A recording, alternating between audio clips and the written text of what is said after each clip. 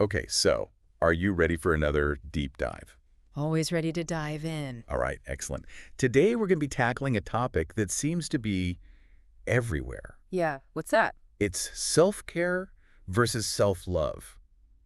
It feels like these words, these phrases, they're just constantly buzzing around us. We hear them everywhere. Yeah, I know what you mean. We're going to be exploring an article, and I think you'll enjoy this one. Okay. It's called Self-Care versus Self-Love. What's the difference? I think it's going to be really interesting to kind of untangle this whole thing Absolutely. because, honestly, I think there's a lot more to this than just like taking bubble baths or doing face masks. Oh, for sure. It's a topic that deserves a deep dive. Yeah, Right. so often, these terms, they're just used as if they're the same thing. But if you actually unpack them and look at the subtle differences between the two, Hmm. I think it can really change how we think about personal growth. Totally. And, it seems like the term self-care in particular has become such a trendy, I don't know, catchphrase. Like, I always wonder if we've lost sight of what it really means. Yeah, I think so. At its core, self-care really is about just being intentional, about taking actions that nurture your well-being. And I think it's important to think about well-being holistically. I'm talking physically, mentally, and emotionally. I like that. Yeah, so think about it. Like, are you getting enough sleep consistently? Are you eating nutritious foods? Think about your relationships. Are you setting healthy boundaries in your relationships? These are all, they're all acts of self-care. Okay, that's a great starting point Yeah, because it makes me think about the actions that we're taking, right? right. But then when we think about self-love, that feels, I don't know, it feels so much deeper Hmm. and more internal. Absolutely. So could you talk a little bit more about that aspect of it? Yeah.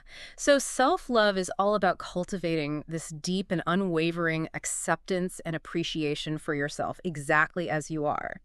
So we're talking about embracing those imperfections that really make you uniquely you. Yeah. And it's not about, striving for some unattainable, idealized version of yourself. It's truly about embracing your authentic self in this moment. Okay, so how do we differentiate between these two, right? Yeah. Because they do feel, in a lot of ways, intertwined. Yeah, that's true. They are very much connected. Here's a way to think about it. Imagine that self-care is a practice. It's a series of actions you take, Okay, whereas self-love is actually a state of being. So self-love is the foundation from which those healthy self-care practices can actually flourish. I love that. It's like Yeah. self-care is diligently watering a plant, Yes, but self-love is appreciating its beauty, even exactly. if it has a few crooked leaves or a wonky stem. That is a perfect analogy. Yeah. Yeah, and what's really fascinating is that these two concepts, they kind of fuel each other.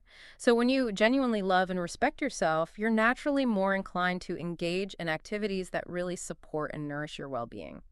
So going back to the analogy for a second, if self-care is like the action of nurturing the plant, how does self-love actually become the driving force behind that? It's all about recognizing that you're worthy of care.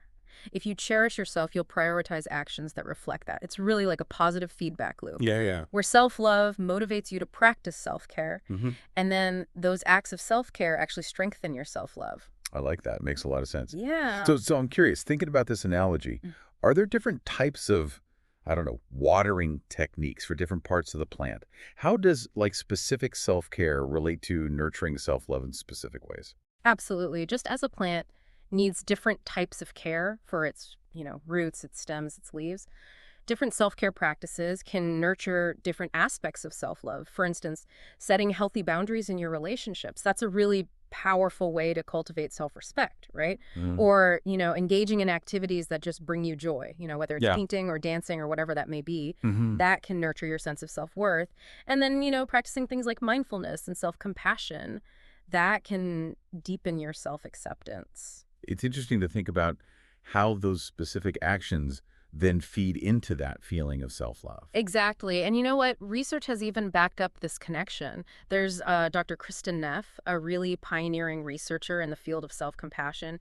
She's actually shown that self-compassion, which is a really core component of self-love, is linked to reduced anxiety and even increased resilience. That's incredible. Yeah. So it's really neat to see how research is starting to back up, a lot of these concepts that, people have been talking about anecdotally for a long time. Right, exactly. So let's dig into that a little bit more. Hmm. So how can we actively use practices like, let's say, journaling or affirmations to really kind of foster and grow that self-love? Well, journaling can be an incredibly powerful tool for self-discovery and acceptance. Okay. When you write down your thoughts and feelings, even the messy ones, you're allowing yourself to process them without judgment. It helps you connect with your inner world. You start to understand your needs and your desires better. And then with affirmations, it's a way to kind of challenge that negative self-talk. Hmm. You can replace it with positive, self-affirming statements. Yeah. And by, consciously choosing to focus on your strengths and your positive qualities, Mm. you can gradually shift your mindset to one of self-acceptance and appreciation. It's a powerful thing to realize that, how many of us are missing out on a deeper sense of purpose and well-being simply because we haven't fully embraced ourselves. It's more common than you think. We get so caught up in, Yeah. societal expectations and self-criticism, and we often neglect, the importance of cultivating a loving and compassionate relationship with ourselves. Yeah. It's so true. So to kind of wrap things up here, we've been talking about self-care and self-love.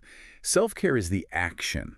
It's the practice of nurturing ourselves. Right. Self-love is the feeling. It's that foundation of acceptance and appreciation. And really, they work together Yeah, to create a more fulfilling and balanced life. exactly. And the beauty of it is that both are within your grasp. Right. It all starts with taking, small conscious steps. So as we kind of reach the end of our deep dive here, I want to leave you with a question to ponder. What's just one tiny little action you can take today, right now, to nurture a little more self-love in your life? Maybe it's speaking to yourself with more kindness. Maybe it's acknowledging your accomplishments. Or maybe it's just taking a few moments to truly appreciate your unique qualities. Whatever it may be, remember that you are worthy of love and care. And that starts with the love and care that you give to yourself. Beautifully said. Thanks for joining me for another deep dive. We'll see you next time. See you then.